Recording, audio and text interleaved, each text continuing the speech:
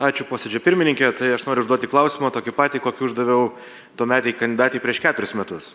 Apie asmeninę atsakomybę, kadangi tiem prioritetam, kurias išvardinot, neužteks tik tais jūsų, dirbs ir komanda, ministrai, ministrų kandidatūrą su prezidentu, kaip suprantu, jūs esate bent jau didžiąją dalį aptaręs.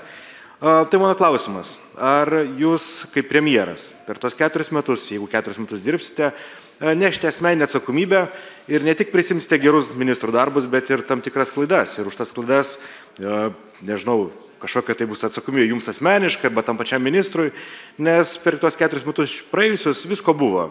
Ir nepasitikėjimo tam tikros sektoriaus ministrais ir visa kita, ir premjerės toks dengimas buvo.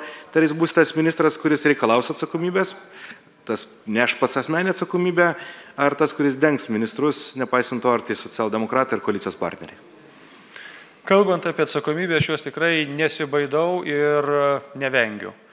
Jeigu padarysiu klaidų, aš dėl jų nuoširdžiai atsiprašysiu. Jeigu bus klaidos tokios, dėl kurių atsiprašymo neužteks, teks priimti ir kitus sprendimus. Tačiau tikrai tikiuosi, jog suformuota komanda ir ministrų kabinetas taip pat tą atsakomybę jaus už priimtus sprendimus, už įgyvendinimus vyriausybės programos prioritetus ir niekas už nieko nesislapstys. Todėl, kad to reikalauja pirmiausia politinė etika ir savigarba. Būti dengiamam kažkuom tai nuolat nėra mano kelias.